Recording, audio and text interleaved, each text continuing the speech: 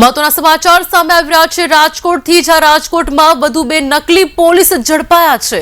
મહત્વના સમાચાર, Thorala police station વિસ્તારમાં નકલી પોલીસ બનીને કર્યો હતો તોડ। ફરિયાદીને ડરાવીને 23,000 રૂપિયા પડાવ્યા હતા। યુવક પાસેથી 23,000 રૂપિયાનો કર્યો હતો તોડ। થોરાળા પોલીસ દ્વારા આરોપીની ધરપકડ કરીને કાયદેસરની કાર્યવાહી હાથ ધરવામાં આવી છે।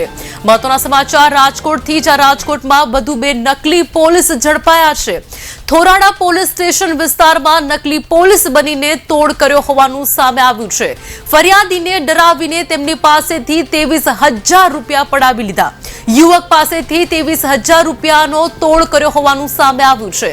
થોરાળા પોલીસ દ્વારા આરોપીની ધરપકડ કરીને કાયદેસરની કાર્યવાહી હાલ તો હાથ ધરવામાં આવી છે। આ પ્રકારનો બનાવ આપને જણાવી દઈએ કે રાજકોટમાં બન્યો છે, જ્યાં રાજકોટમાં વધુ બે નકલી પોલીસ ઝડપાઈ ચૂક્યા છે। થોરાળા પોલીસ સ્ટેશન વિસ્તારમાં નકલી પોલીસ બનીને તોડ કરતા બે શખ્સ ઝડપાયા છે। માતરું છે કે ફરિયાદીને ડરાવીને 23,000 રૂપિયા તેમની પાસેથી પડાવ્યા હતા।